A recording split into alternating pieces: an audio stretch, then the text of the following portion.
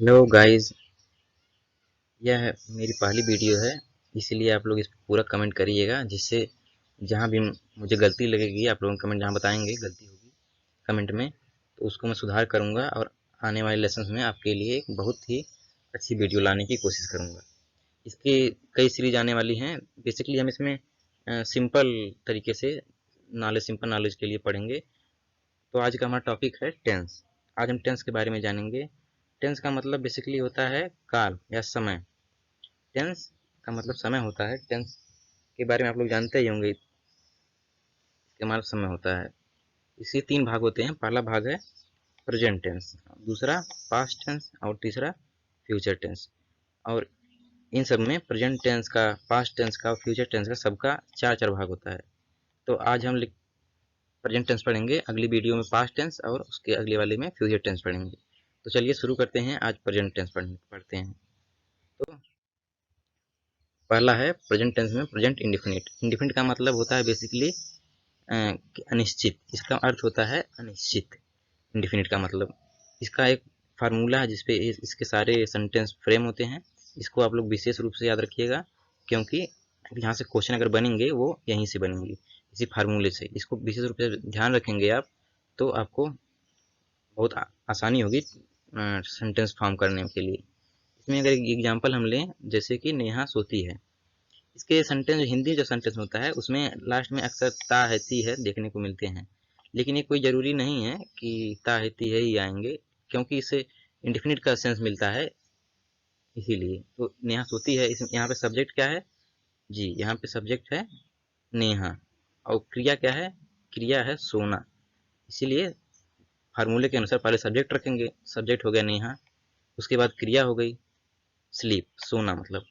तो यहाँ पे यस या यस लग रहा है। यस यस कहाँ लगते हैं मैं आपको बता दूं कि अगर सब्जेक्ट जो सब्जेक्ट है वो सिंगुलर हो, सब्जेक्ट सिंगुलर हो, तो वर्ब में, प्रेजेंट इंडेफिनिट के वर्ब में यस या यस का प्रयोग किया जाता है। और अगला है, इसी प्रकार अगला एग्जांपल अगर हम लें, तो अगला है वह घर जाता है। वह घर जाता है। तो इसका सब्जेक्ट क्या है? वह। सब्जेक्ट है वह, इसलिए सब्जेक्ट यहाँ पे फार्मूले के अनुसार यहाँ पे ही हो गया। और घर क्या है? घर ऑब्जेक्ट है, क्योंकि घर पे जा रहा है, कार्य घर पे हो रहा है इसीलिए। और जाना क्रिया है यहाँ पे, गो। तो सब्जेक्ट क्योंकि सिंगुलर है इसीलिए यहाँ ही हो गया। और सब्जेक्ट सिंगुलर होने की वजह से गो के साथ ईएस जुड़ गया, क्योंकि गोज हो गया जिससे। और होम ऑब्जेक्ट हो गया। फार्मूले के अनुसार देखिए, फार्मूला यहाँ पे है, इसके अनुसार ये हो गया। हाँ, मैंने आप लोगों के लिए यहाँ पे एक्सरसाइज भी लिखी है। आप लोग एक्सरसाइज को हल करिए, जिससे आपका कॉन्सेप्ट और क्लियर होगा। बस खाली ये ध्यान रखिएगा कि यहाँ पे जो सब्जेक्ट है और ये जो फार्मूला है, सब्जेक्ट प्लस वर्ब, यस या यस प्लस ऑब्जेक्ट, इसको अच्छी तरह से तैयार करिएगा। तो आइए अब अगला पढ़ते हैं। प्रेजेंट टेंस में प्रेजेंट अगला है प्रेजेंट कंटिन्यूअस। कंटिन्यूअस का मतलब होता है कोई किसी कार्य का जारी रहना। कंटिन्यूअस मतलब होता है किसी कार्य का जारी रहना। इसका फार्मूला बेसिकली ये होता है subject plus is am are. यह हेल्पिंग वर्ब है, ये सब्जेक्ट हेल्पिंग वर्ब, ये क्रिया, क्रिया के साथ आईएनजी फॉर्म लगती है हमेशा। इसमें क्रिया के साथ हमेशा यहाँ पे आईएनजी फॉर्म लगेगी। इसके बाद है ऑब्जेक्ट। तो देखिए यहाँ पे हिंदी में भी इसलिए लिख दिया है मैंने कि जब काम कोई चल रहा हो, प्रेजेंट में जब कोई काम चल रहा हो, तो उससे प्रेजेंट कंटिन्यूअस में ट्रांसलेट करते हैं। अगर एग्जाम्पल की बात करें हम, तो यहाँ पे पहला एग्जाम्पल अगर हम लें, वह बाजार जा रहा है, तो यहाँ पे वह क्या है? वह है सब्जेक्ट। वह सब्जेक्ट है। बाजार क्या है? बाजार ऑब्जेक्ट है, क्योंकि वो कार्य किस पर हो रहा है? बाजार पर हो रहा है, क्योंकि वो बाजार जा रहा है। जाना, जाना है क्रिया। तो इसको ट्रांसलेट करते हैं फार्मूले के अनुसार इसको ट्रांसलेट करते हैं। तो क्या हो जाएगा? पहले सब्जेक्ट, सब्जेक्ट क्या है? वह की इंग्लिश क्या होती है? ही। उसके बाद helping verb, helping verb is हो गया, क्योंकि यह सिंगुलर है इसलिए ये लगता है। अगर आई होता तो आई के साथ क्या लगता है? आई के साथ लगता है आई एम। आई के साथ, इसमें थोड़ा लिखने में दिक्कत हो रही है मुझको, इसलिए दिक्कत हो रहा है। आप सुन लीजिए, आई के साथ आई एम होता है। और वर्ब के साथ आईएनजी फॉर्म लगाने पर ये गो है, जाना गो है, तो इसके साथ आईएनजी फॉर्म जब लगेगा तो ये गोइंग हो जाएगा। और लास्ट में ऑब्जेक्ट, फार्मूले के अनुसार देखिए आप, लास्ट में ऑब्जेक्ट हो गया यहाँ पे। समझ रहे हैं ना? इस तरह से। तो अगला है, अगला एग्जाम्पल अगर हम ले, तो मम्मी खाना पका रही है। तो यहाँ पे देखिए खाना पकाने की जो क्रिया है वो हो रही है इस समय। तो जब खाना पकाने की क्रिया हो रही है तो इसको, और यह प्रेजेंट में है, इसीलिए इसको प्रेजेंट कंटिन्यूअस में ट्रांसलेट करेंगे। तो क्या हो जाएगा, पहले सब्जेक्ट मम्मी जो है, सब्जेक्ट है मम्मी, उसके बाद इज एम आर में से कोई हमको लेना है तो हम इज लेंगे, क्योंकि यहाँ पे आई है नहीं, आई सा टाइम लगता है, और यहाँ पे अगर मम्मी के अलावा कोई प्लूरल होता है ये सब्जेक्ट तो आर लेते। यहाँ पे सिंगुलर है, मम्मी है, इसीलिए इज ले रहे हैं। तो वर्ब है कुक, तो जब इसमें आईएनजी फॉर्म जोड़ेंगे तो कुकिंग हो जाएगा। और ऑब्जेक्ट क्या है, फूड। ठीक है ना, एक खाना ये ऑब्जेक्ट है, ये है ऑब्जेक्ट। पहले के अनुसार आप लोगों के लिए यहाँ पे एक्सरसाइज भी दिया गया है, आप ये सब इसे हल करिए और कॉन्सेप्ट क्लियर करिए। अगर आपको इसमें कोई प्रॉब्लम हो तो आप कमेंट बॉक्स में पूछ सकते हैं, या फिर आप इसको एक दो बार देख लेंगे तो आपका कोई भी प्रॉब्लम होगा वो अपने आप सॉल्व हो जाएगा, क्योंकि मैंने इसको आसान से आसान तरीके में बताने की कोशिश की है। तो आइए चलिए अगला देखते हैं, अगला कौन सा है। अगला है प्रेजेंट परफेक्ट। परफेक्ट का मतलब होता है पूरा, कोई कार्य पूरा हो जाना, किसी कार्य का पूरा होना परफेक्ट कहलाता है। इसका फार्मूला है, आप लोग देख लीजिए। फार्मूला है, ये कोई कठिन नहीं है, इसका फार्मूला है। आप लोग जब एक दो बार इसको पढ़ेंगे, लिखेंगे, वीडियो को एक दो बार देखेंगे तो अपने आप याद हो जाएगा आपको। इसका जो फार्मूला है, पहला जो है सब्जेक्ट, पहले फार्मूला कहाँ से होता है, सब्जेक्ट से। पहले सब्जेक्ट लिखेंगे, फिर हेल्पिंग वर्ब, ये हैज और है हेल्पिंग वर्ब है जब के बाद वर्ब है, वर्ब का थर्ड फॉर्म यहाँ पे रहेगा। इसको आप लोगों को याद करना पड़ेगा। आप लोग अगर कहेंगे तो मैं अगली एक वीडियो इस पे भी बना दूंगा, वर्ब पे, अगली वीडियो वर्ब पे बना दूंगा मैं। और ऑब्जेक्ट, इसके बाद है ऑब्जेक्ट। वैसे मैं इन सबको वर्ब आदि को मैं पार्ट्स ऑफ स्पीच में पढ़ाऊंगा, लेकिन अभी अगर आप कहेंगे तो एक वीडियो इसके लिए बना देंगे। ठीक है, यहाँ पे देखिए हिंदी में भी लिखा है कि जब कार्य के पूरे होने का भाव मिले तो उसको प्रेजेंट परफेक्ट टेंस में अप्लाई करते हैं। यहाँ पे कार्य पूरा होने का भाव मिलेगा। तो आइए एग्जाम्पल देखते हैं। एग्जाम्पल पहला जैसे है, उसने खाना पकाया है। यहाँ पे देखिए जो खाना पकाने की क्रिया है वो पूरी हो चुकी है, क्योंकि खाना पकाया जा चुका है। यहाँ पे लास्ट में चुका है, चुका है, चुके भी आते हैं, लेकिन ये कोई जरूरी नहीं है, क्योंकि कार्य जहाँ से भी कार्य के पूरे होने की, प्रेजेंट में जहाँ भी कार्य पूरा होने का भाव मिलेगा वहाँ पे प्रेजेंट परफेक्ट का ही प्रयोग किया जाएगा। तो उसने उसने की अंग्रेजी क्या होगा, ही, वह बेसिक लिया है ही। उसके बाद ये सिंगुलर है, क्योंकि ये सिंगुलर है इसीलिए इसके साथ हैज का प्रयोग होगा। प्लूरल होता तो हैव होता, है जो है ये सिंगुलर के लिए है, ये है सिंगुलर के लिए। और हैव जो है ये बेसिकली है प्लूरल के लिए।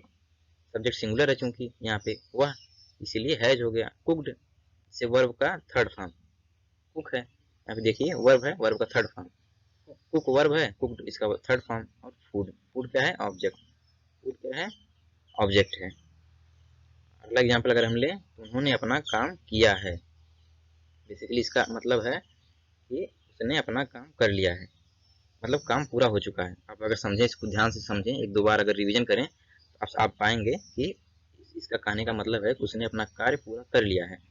तो इसका क्या होगा, क्योंकि सब्जेक्ट है वह, उन्होंने या वह, तो वो ही हो गया। अपना काम, अपना काम क्या है, कार्य क्या है, ऑब्जेक्ट है, ये ऑब्जेक्ट है। अब करना क्या है, क्रिया है। यहाँ पे उसके बाद क्या लिखेंगे हम लोग, हेल्पिंग वर्ब लिखेंगे, हैज या हैव। हैज है हेल्पिंग वर्ब है, क्योंकि हैज सिंगुलर के लिए आता है इसलिए ही सिंगुलर है, इसके साथ सिंगुलर वर्ब होगी, हैज हो गया। डन, डू से बना है ये, डू मतलब किसी कार्य को करना। तो यहाँ पे थर्ड फॉर्म अगर वर्ब का प्रयोग होगा, जैसा फार्मूले में लिखा है, आप लोग देख रहे हैं फार्मूला लिखा है ना कि डू का वर्ब का थर्ड फॉर्म, इसलिए डू है वर्ब, वर्ब का थर्ड फॉर्म क्या होगा, डन। और जैसे मैंने यहाँ पे किया है इसको, इसका अर्थ हो गया अपना कार्य क्या है, ऑब्जेक्ट है। तो हिज वर्क, ये हो गया ऑब्जेक्ट। देख रहे हैं आप लोग, बहुत आसान है ये, आप लोग आराम से कर लेंगे इसको। खाली एक दो बार वीडियो को रिवाइज करिए, देखिए, और इसका एक छोटा सा नोट्स भी आप बना सकते हैं। ठीक है, इस आप लोगों के लिए पहले की तरह एक्सरसाइज भी दी गई है, आप लोग इसको करिए, और कोई का प्रॉब्लम हो तो कमेंट बॉक्स में पूछ सकते हैं। तो आइए अगली टेंस की तरफ चलते हैं। अगला टेंस कौन सा है प्रेजेंट में, अगला प्रेजेंट में टेंस है प्रेजेंट परफेक्ट कंटिन्यूअस। मैंने जैसे कि वीडियो के शुरू होते ही बताया था आप लोगों को कि प्रेजेंट, पास्ट और फ्यूचर तीनों टेंस का चार चार भाग होता है, तो हम लोग 3 भाग पढ़ चुके हैं। तो ये है प्रेजेंट परफेक्ट कंटिन्यूस आखिरी भाग। परफेक्ट कंटिन्यूस का मतलब होता है, परफेक्ट का मतलब, परफेक्ट के फार्मूले में हम लोगों ने, जैसे कि परफेक्ट के फार्मूले हम लोगों ने देखा, किसी कार्य के पूरे होने का भाव मिलता है। इस टेंस में क्या होगा, इस टेंस में परफेक्ट के भी गुण होंगे और कंटिन्यूस के भी गुण होंगे, तो इसको प्रेजेंट परफेक्ट कंटिन्यूस कहते हैं। तो आइए इसका फार्मूला देख लेते हैं। पहला है सब्जेक्ट, फार्मूला क्या है, पहला सब्जेक्ट है, सब्जेक्ट के बाद हैज है, जैसा कि आप लोग देख रहे हैं यहाँ पे हैज है। ये हम लोग कहाँ मिला था, बहुत से, ये हम लोग को मिला था प्रेजेंट परफेक्ट में, मिला था। उसके बाद बीन का हम लोग प्रयोग करेंगे। उसके बाद वर्ब का आईएनजी फॉर्म, ये कहाँ मिला था हम लोगों को, ये मिला था प्रेजेंट कंटिन्यूअस टेंस में। कहाँ, प्रेजेंट कंटिन्यूअस टेंस में, कंटिन्यूअस का गुण भी इसमें आ गया। उसके बाद ऑब्जेक्ट लिखेंगे, क्योंकि यहाँ पे हिंदी सेंटेंस में समय का भी ज्ञान होता है। यहाँ पे समय दिया गया रहता है, यहाँ पे समय दिया गया रहता है। अगर ये समय ना दिया गया हो तो ये प्रेजेंट कंटिन्यूअस टेंस की तरह हो जाएगा। इसमें समय दिया गया रहता है, जिससे इसमें कुछ परफेक्ट टेंस के भी गुण आ जाते हैं। तो उसके बाद इसको यहाँ पे लिख देंगे। क्या है, पहले सब्जेक्ट लिखेंगे, फिर सहायक क्रिया है या है, अगर सब्जेक्ट सिंगुलर रहेगा तो हैज का प्रयोग करेंगे, तो हैव का। उसके बाद बीन लिखेंगे, वर्ब का आईएनजी फॉर्म। फार्मूला आप एक दो बार लिखिएगा, याद हो जाएगा आपको। जब एक दो सेंटेंस हम बनाएंगे धीरे धीरे याद हो जाएगा, कोई कठिन नहीं है। यहाँ पे देखिए मैंने हिंदी में भी लिखा है, काम समय के साथ चल रहा है। जब काम कोई समय दिया रहे एक, उसके साथ जब कार्य चले तो उसको क्या कहते हैं, प्रेजेंट परफेक्ट कंटिन्यूअस टेंस। अगर हम एग्जाम्पल की बात करें तो वह पिछले 2 हफ्ते से पढ़ रहा है। कब से पढ़ रहा है, 2 हफ्ते से। देखिए इसमें काम चल भी रहा है और पीछे का टाइम भी दिया है, कहाँ से चल रहा है। तो फार्मूले के अनुसार पहले क्या होगा, पहले सब्जेक्ट होगा। सब्जेक्ट क्या है, ही, तो ही को लिख ले रहे हैं, ही हो गया सब्जेक्ट। उसके बाद ही चूंकि सिंगुलर है, ये क्वेश्चन है, इसका मतलब ही ये क्वेश्चन है, तो इसके साथ क्या होगा, हैज। मैंने यहाँ बताया था कि हैज सिंगुलर के साथ और है प्लूरल के साथ प्रयोग होगा, तो हैज हो जाएगा। उसके बाद बीन लिख लेंगे हम, एज यूजुअल उतार लेंगे। फिर यहाँ पे वर्ब का आईएनजी फॉर्म, क्योंकि रीड है पढ़ना क्रिया है, इसके साथ आईएनजी लगाएंगे तो ये क्या हो जाएगा, रीडिंग। उसके बाद फार्मूले में क्या है, उसके बाद फार्मूले में है ऑब्जेक्ट, क्योंकि यहाँ पे ऑब्जेक्ट दिया नहीं है, ऑब्जेक्ट नहीं दिया है, ठीक है, तो ऑब्जेक्ट नहीं लिखेंगे। इसके बाद क्या होगा, उसके बाद होगा सिंस फॉर, इसके बाद होगा सिंस फॉर प्लस टाइम। तो यहाँ पे क्योंकि पिछले 2 हफ्ते से ये डिफिनिट हो गया है, इसके लिए अभी आगे हम बात करेंगे कहाँ सिंस और कहाँ फॉर प्रयोग होता है। पहले जान लीजिए, यहाँ पे सिंस डिफिनिट टाइम के लिए होता है और फॉर इंडिफिनिट टाइम के लिए होता है। मतलब जब टाइम पता हो क्लियर तो सिंस का प्रयोग होगा, और टाइम क्लियर पता ना हो तो फॉर का प्रयोग होगा। तो यहाँ पे क्या हो जाएगा, सिंस लास्ट 2 वीक्स, इसका लास्ट 2 वीक्स पिछले 2 हफ्ते से। इसका देखिए अंग्रेजी यहाँ पे लास्ट में टाइम का बताएंगे, टाइम सिंस के बाद टाइम बताएंगे। तो अब अगर हम नेक्स्ट बात करें तो नेक्स्ट है वह 4 दिनों से काम कर रहा है। इसमें भी देखिए टाइम के साथ कार्य हो रहा है।